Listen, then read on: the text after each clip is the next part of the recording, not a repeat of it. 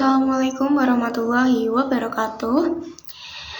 Yang saya hormati Ibu Nafi Inayati Zahro, SE MSI CTT, selaku dosen mata kuliah Sistem Informasi Akuntansi kelas 3A Akuntansi, dan teman-teman yang berbahagia. Nah, sebelumnya perkenalkan kami dari kelompok 10 yang beranggotakan saya, Romadhona Abidatur Rahmah, kemudian Triana Purwaningrum dengan NIM 113, Ferarika Dwi Astuti dengan NIM 114, Elisa Nakiatul dengan NIM 126. Nah, di sini kita akan mempresentasikan mengenai siklus pengeluaran. Baik, langsung saja kita ke slide yang pertama. Nah, siklus pengeluaran sendiri adalah rangkaian aktivitas akuntansi dan operasional yang berkaitan dengan pembelian barang ataupun jasa, serta pembayaran kepada pemasok atau supplier. Nah, siklus ini bertujuan untuk memastikan pengeluaran dilakukan efektif, efisien, dan tercatat dengan benar. Siklus pengeluaran dapat dilakukan dengan manual dan berbasis komputer. Selanjutnya adalah dokumen yang digunakan dalam siklus pengeluaran. Nah, di sini sudah ada tabelnya. Nah, untuk jenis transaksi pembelian secara kredit, biasanya dokumen yang digunakan itu permintaan pembelian. Kemudian ada pesanan pembelian. Tahap selanjutnya adalah laporan penerimaan barang dan voucher. Kemudian jika jenis transaksinya itu pengeluaran kas, dokumen yang digunakan biasanya adalah cek, dan jenis transaksi retur pembelian, dokumen yang digunakan adalah memo debit. Nah, untuk slide selanjutnya adalah laporan yang dihasilkan dalam tahapan siklus pengeluaran, maupun berbasis komputer maupun secara manual. Nah, di sini ada 3 laporan. Yang pertama adalah laporan pengawasan. Laporan pengawasan atau control report. Nah, laporan ini teman-teman berfungsi untuk mengawasi dan mengendalikan aktivitas pengeluaran. Digunakan oleh manajemen untuk memastikan transaksi berjalan dengan sesuai prosedur, mendeteksi penyimpangan atau kecurangan tentunya, dan mencegah kesalahan. Yang kedua ada register. Register adalah catatan ringkas dan berurutan dari seluruh transaksi pengeluaran yang terjadi dalam periode tertentu. Nah, laporan ini membantu dalam penelusuran transaksi, pengecekan kelengkapan data, serta sebagai dasar pencatatan akuntansi. Kemudian, laporan yang ketiga adalah laporan khusus atau special report. Nah, laporan khusus ini disusun untuk membantu kebutuhan tertentu sesuai permintaan manajemen. Nah, isinya biasanya berbeda-beda ya teman-teman. Misalnya ada laporan faktur terbuka, terus laporan umur voucher, dan laporan kebutuhan kas, serta laporan status utang juga termasuk laporan khusus. Oke, next kita lanjut ke slide prosedur pembelian. Nah, proses pembelian ini melibatkan 3 pihak utama, yaitu unit permintaan barang, departemen pembelian, dan departemen penerima barang. Nah, di sini ada flowchart-nya, kita bisa lihat bersama. Pertama, proses dimulai dari unit permintaan barang. Ketika suatu unit membutuhkan barang, unit tersebut membuat permintaan pembelian. Permintaan ini kemudian diajukan untuk otorisasi atau persetujuan. Nah, jika permintaan tidak disetujui, maka proses berhenti di situ. Namun, jika disetujui, permintaan diteruskan ke departemen pembelian. Oke, selanjutnya departemen pembelian nantinya menerima permintaan pembelian tersebut dan membuat order pembelian atau purchase order atau disingkat PO. Nah, PO ini dikirimkan kepada pemasok dan salinannya didistribusikan ke bagian terkait sebagai bentuk pengendalian dan dokumentasi. Nah, setelah menerima PO, pemasok akan menyiapkan dan mengirimkan barang sesuai dengan pesanan. Nah, bersamaan dengan barang, pemasok juga mengirimkan faktur pembelian tentunya. Barang yang datang kemudian diterima oleh Departemen Penerimaan Barang. Di bagian ini dilakukan pemeriksaan barang, yaitu mencocokkan barang yang diterima dengan order pembelian. Jika barang sesuai, maka dibuatlah laporan penerimaan barang atau disingkat LPB. Jika tidak sesuai, akan dilakukan penolakan atau retur. Kemudian tahap berikutnya adalah pencocokan dokumen atau yang biasa disebut three-way matching, yaitu mencocokkan antara order pembelian, terus laporan penerimaan barang, dan faktur pembelian. Nah, jika ketiga dokumen tersebut sesuai nih, maka transaksi dinyatakan valid dan dapat dicatat dalam sistem akuntansi serta dilanjutkan ke proses pembayaran. Nah, untuk materi selanjutnya akan disampaikan oleh rekan saya, Triana Purwaningrum. Dipersilahkan. Perkenalkan, nama saya Triana Purwaningrum dengan NIM 2024 12113. Selanjutnya saya akan menjelaskan tentang aktivitas pengendalian transaksi pembelian barang atau jasa. Pada bagian ini kita membahas tentang tujuan dan juga beberapa pengendalian utama. Tujuan dari pengendalian transaksi pembelian barang dan jasa ini adalah untuk memastikan bahwa setiap pembelian dilakukan secara sah, akurat, dan juga efisien. Selain itu, pengendalian ini juga bertujuan untuk mencegah kesalahan dan kecurangan, serta menjaga keamanan aset dan keandalan pencatatan perusahaan. Pengendalian transaksi pembelian ini terdiri dari beberapa pengendalian utama. Yang pertama ada otoritas. Otoritas ini adalah setiap pembelian harus mendapatkan persetujuan terlebih dahulu dari manajer unit yang membutuhkan barang atau jasa tersebut, serta persetujuan dari manajer pembelian. Sebelum transaksi benar-benar dilakukan, hal ini itu penting karena pembelian harus sesuai kebutuhan dan juga anggaran. Pengendalian yang kedua adalah pengamanan dan juga pencatatan. Pengendalian ini dilakukan dengan cara menghitung barang saat diterima, menggunakan dokumen yang bernomor urut tercetak, serta pencatatan penerimaan barang atau jasanya secara tepat waktu, yang tujuannya agar tidak terjadi selisih, kehilangan, atau kesalahan pencatatan. Selanjutnya adalah dokumen pendukung. Dokumen pendukung ini meliputi permintaan pembelian, order pembelian yang telah dicetak harga dan termin pembayarannya, serta telah disetujui oleh pemasok. Selain itu, terdapat paket voucher yang dilengkapi dengan faktur dan laporan penerimaan barang yang sudah diverifikasi. Jadi, dengan adanya pengendalian ini tadi, proses pembelian dapat berjalan dengan tertib, transparan, dan juga dapat dipertanggungjawabkan. Selanjutnya ada prosedur pengeluaran kas. Pada slide ini saya akan membahas prosedur pengeluaran kas dalam perusahaan.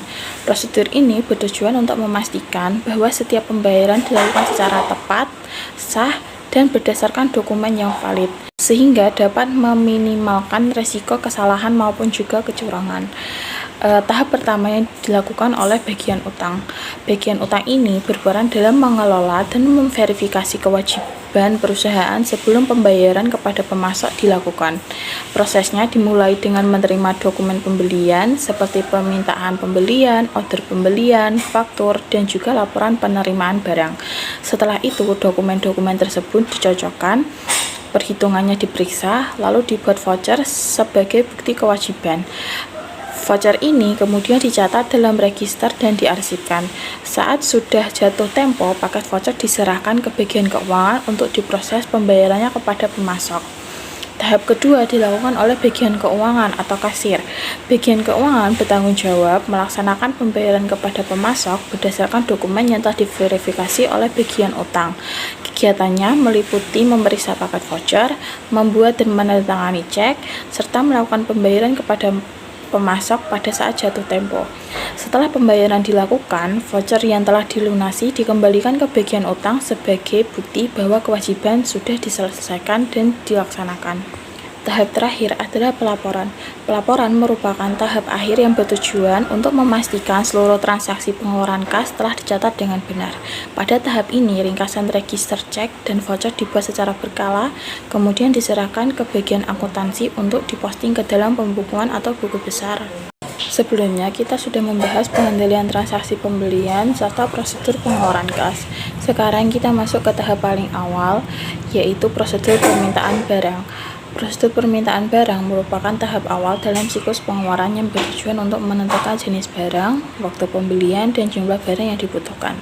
Tahap ini sangat penting karena berkaitan langsung dengan pengendalian persediaan di suatu perusahaan, agar perusahaan tersebut terhindar dari kehabisan barang, gangguan produksi, maupun kehilangan penjualan.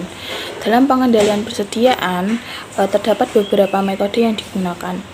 Metode tradisional yang pertama, yang umum dikenal dengan Economic Order Quantity atau EOQ.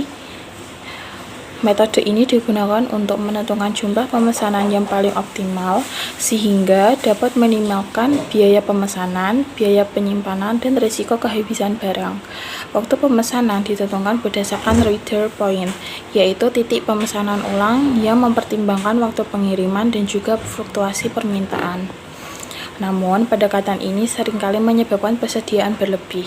Oleh karena itu, banyak perusahaan mulai menggunakan metode pengendalian persediaan alternatif yang lebih menekankan persediaan minimum. Metode alternatif yang pertama adalah Material Requirement Planning atau MRP, yaitu pengendalian persediaan yang didasarkan pada jadwal produksi dan perkiraan penjualan, sehingga kebutuhan bahan baku dapat diprediksi dengan lebih akurat.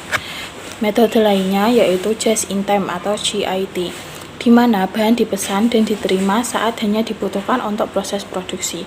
Dengan metode ini, perusahaan dapat menekan biaya penyimpanan dan mengurangi risiko kelebihan maupun kekurangan barang di perusahaan tersebut. Selanjutnya ada dokumen dan prosedur.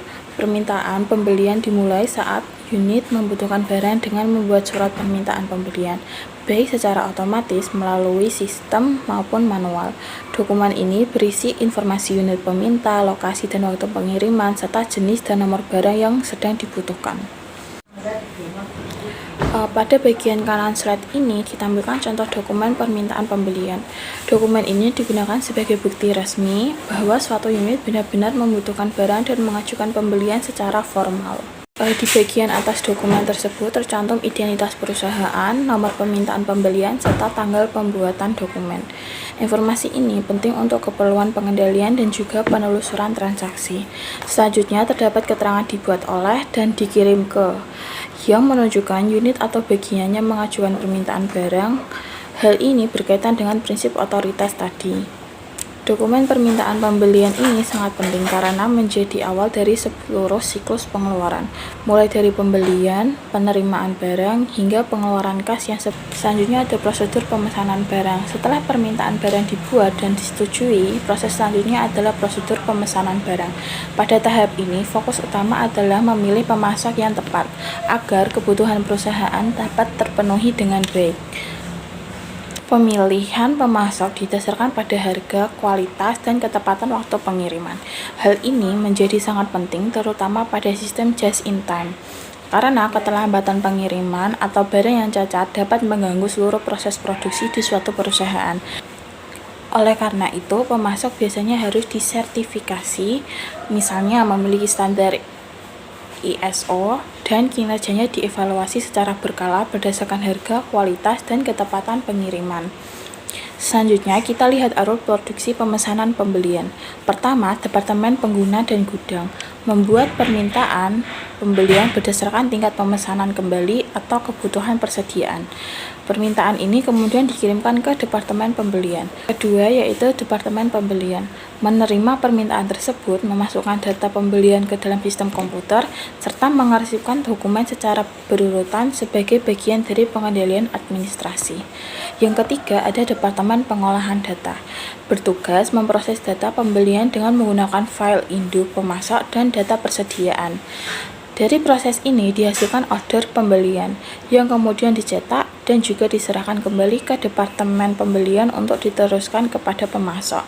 Dengan prosedur pemesanan barang yang terstruktur ini, perusahaan dapat memastikan bahwa pembelian dilakukan secara terkontrol, efisien, dan sesuai kebutuhan, serta mendukung kelancaran proses penerimaan barang dan pengeluaran kas yang telah dibahas sebelumnya.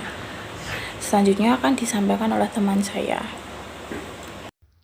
Baik, sebelumnya perkenalkan nama saya Lisana Kiatul Humaida dengan NIM 126. Baik, pembahasan selanjutnya yaitu ada prosedur pembelian berbasis komputer. Nah, di sini ada gambar prosedur pembelian berbasis komputer.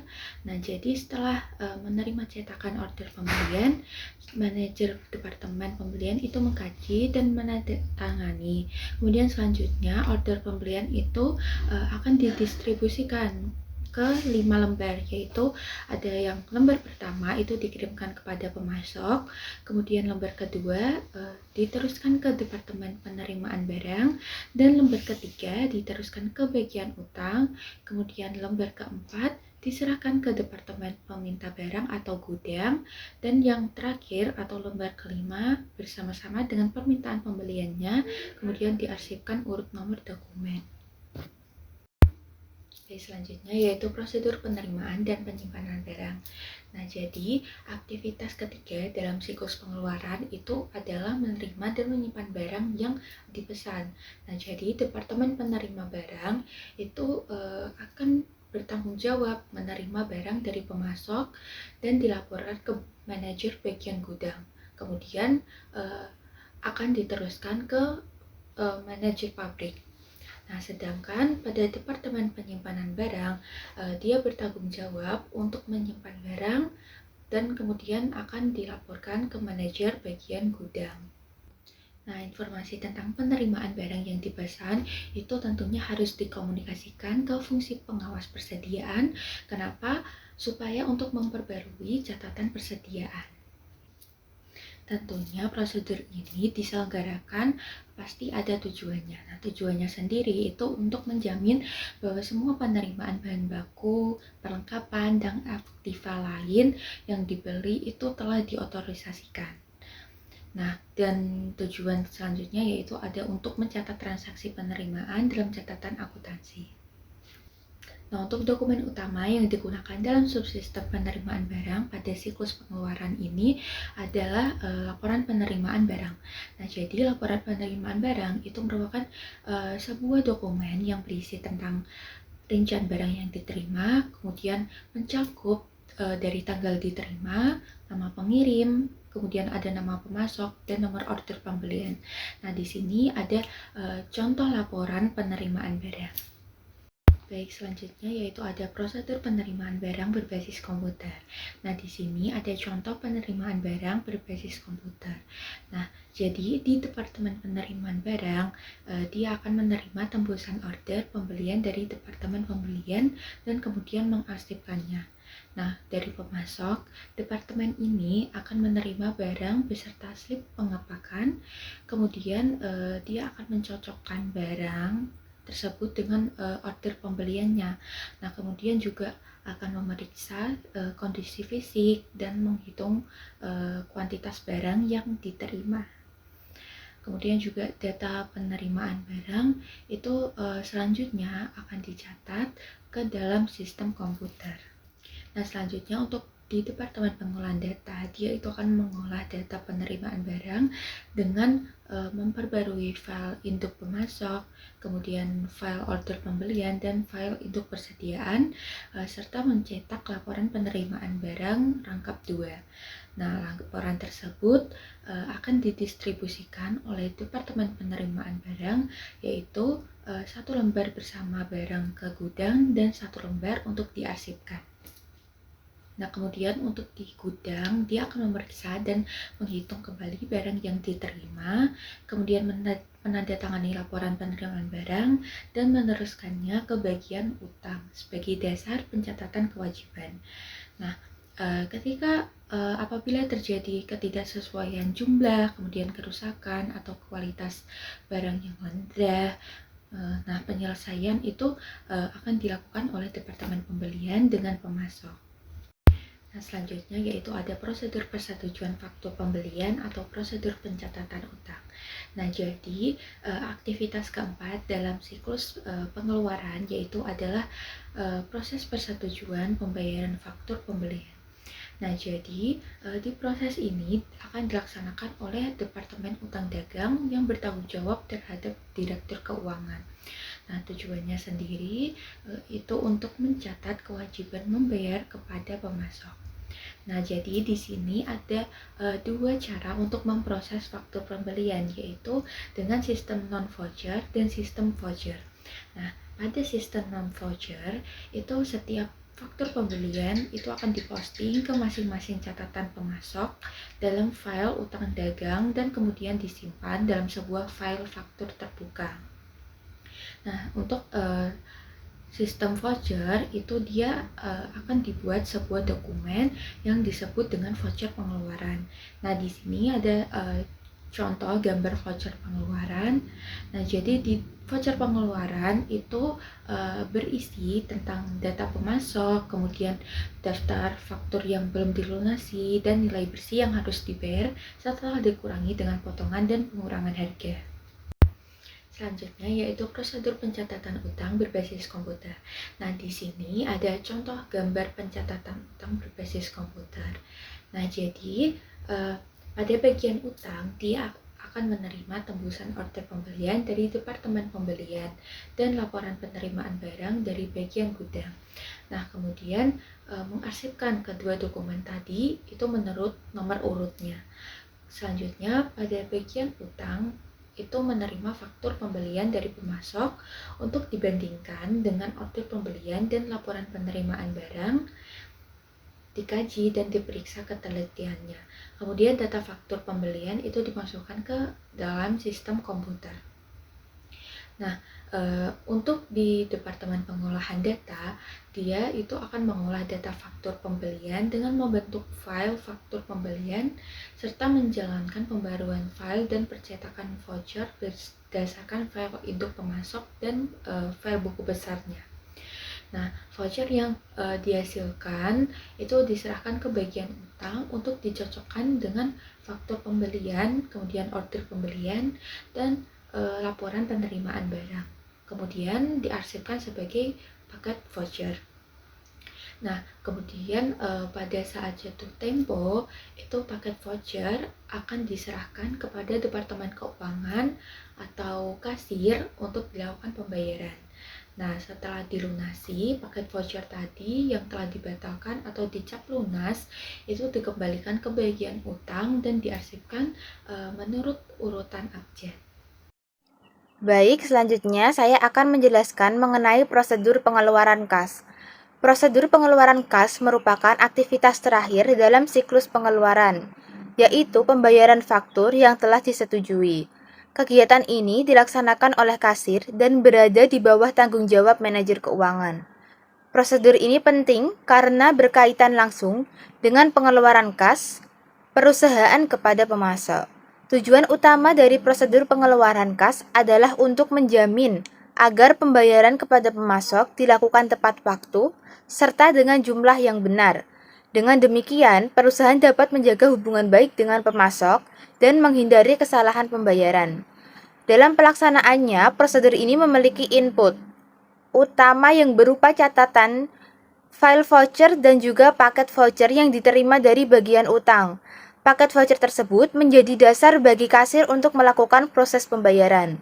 Dokumen yang digunakan dalam prosedur pengeluaran kas adalah paket voucher yang terdiri dari voucher asli, order pembelian, laporan penerimaan barang, dan juga faktur pembelian.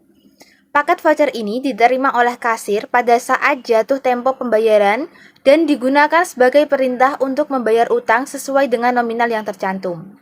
Selanjutnya, kasir memeriksa kelengkapan paket voucher, melakukan perhitungan data kelompok, dan menginput data pengeluaran kas ke dalam komputer. Dari proses ini, sistem menghasilkan cek pembayaran utang dan bukti kas keluar atau remittance advice. Bukti kas keluar tersebut disertakan bersama cek untuk menjelaskan tujuan pembayaran kepada pemasok. Selanjutnya, saya akan menjelaskan mengenai dokumen dan prosedur pengeluaran kas. Pada tanggal jatuh tempo pembayaran, bagian kasir menerima paket voucher dari bagian utang. Paket voucher ini menjadi dasar pelunasan utang perusahaan. Selanjutnya, kasir mengkaji kelengkapan dokumen dan membuat penjumlahan data kelompok secara manual pada secari kertas. Setelah itu, kasir memasukkan data pelunasan tersebut ke dalam komputer sebagai input awal proses pembayaran. Departemen Pengolahan Data menerima input data pelunasan dari kasir. Lalu, Departemen Pengolahan Data menjalankan program pembuatan file voucher. Keluaran dari proses ini berupa file voucher dan hasil perhitungan jumlah kelompok. Tahap berikutnya, departemen ini menjalankan program pembaruan data dan pencetakan cek dengan menggunakan file induk pemasok, file faktur pembelian, serta file buku besar. Dari proses ini dihasilkan cek dan bukti kas keluar yang kemudian diserahkan kepada kasir, serta register pengeluaran kas yang diberikan kepada kepala bagian keuangan sebagai bahan pengawasan. Setelah menerima hasil cetakan perhitungan jumlah kelompok, kasir mencocokkannya dengan perhitungan manual yang telah dilakukan sebelumnya untuk memastikan kebenaran data. Selanjutnya, kasir mengkaji dan menandatangani cek, membatalkan paket voucher serta cap lunas, serta mendistribusikan dokumen. Paket voucher yang telah dibatalkan dikembalikan ke bagian utang sebagai arsip, sedangkan cek dan bukti kas keluar dikirimkan kepada pemasok sebagai bukti pembayaran. Selanjutnya, saya akan menjelaskan mengenai peluang penggunaan teknologi informasi. Dalam prosedur pengeluaran kas, perusahaan memiliki peluang untuk memanfaatkan teknologi informasi. Salah satunya yaitu melalui EFT, atau juga bisa disebut dengan Electronic Fund Transfer sebagai pengganti cek. Penggunaan EFT dapat menghemat waktu serta biaya administrasi pembayaran karena proses transfer dilakukan secara elektronik. Selain itu, sistem ini menggabungkan data pembayaran dan proses transfer dana dalam satu kesatuan. Meskipun meningkatkan efisiensi, penerapan teknologi ini tetap memerlukan pengendalian khusus untuk mengurangi resiko yang mungkin timbul. Selanjutnya ada tujuan, ancaman, dan juga prosedur pengendalian. Tujuan utama dari prosedur pengendalian yang dirancang dengan baik adalah untuk memberikan pengawasan terhadap seluruh aktivitas pengeluaran kas. Melalui pengendalian ini, perusahaan dapat memastikan bahwa semua transaksi telah diotorisasi secara tepat dan hanya transaksi yang benar-benar terjadi yang dicatat. Selain itu, pengendalian bertujuan menjamin bahwa seluruh transaksi yang valid dan telah diotorisasi benar-benar dicatat secara lengkap dan juga akurat. Prosedur pengendalian juga berfungsi melindungi aktiva perusahaan seperti kas, persediaan, dan data dari resiko kehilangan atau pencurian. Dengan adanya pengendalian yang efektif, aktivitas bisnis dapat dilaksanakan secara efisien dan efektif sesuai dengan tujuan perusahaan. Selanjutnya, saya akan menjelaskan mengenai ancaman yang mungkin terjadi pada permintaan barang. Pada tahap permintaan barang, terdapat ancaman berupa kehabisan barang yang dapat menghambat aktivitas operasional. Selain itu, perusahaan juga beresiko melakukan pembelian barang yang sebenarnya tidak diperlukan atau dalam jumlah berlebihan jika permintaan tidak dikendalikan dengan baik. Pada pemesanan barang, dalam proses pemesanan barang, perusahaan menghadapi resiko pembelian dengan harga yang terlalu mahal, kualitas barang yang rendah, serta pembelian dari pemasok yang tidak sah. Selain itu, terdapat ancaman suap dan juga resiko lain yang berkaitan dengan penggunaan Electronic Data Interchange atau EDI, sehingga perusahaan pemesanan perlu diawasi secara ketat. Pada pembelian jasa memerlukan pengendalian khusus karena hasilnya tidak selalu terlihat secara fisik. Pengawasan dilakukan melalui konfirmasi dari penyedia yang bertanggung jawab atas biaya di departemennya. Biaya yang terjadi kemungkinan dibandingkan dengan anggaran, dan apabila terdapat selisih yang signifikan, maka perlu dilakukan penyelidikan lebih lanjut. Selanjutnya, pada penerimaan dan penyimpanan barang.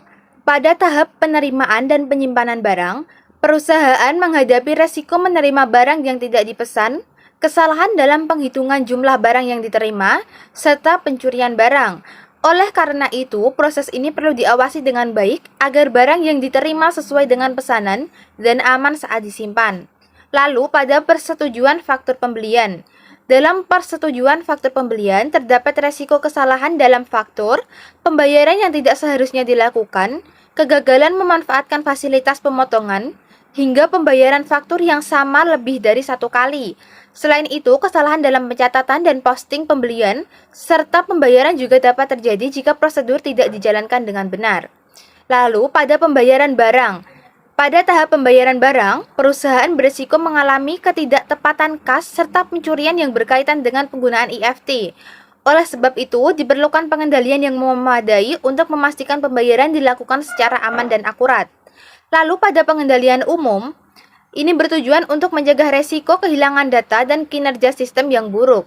Pengendalian ini penting agar informasi akuntansi dapat berfungsi dengan baik dan mendukung kelancaran seluruh proses bisnis.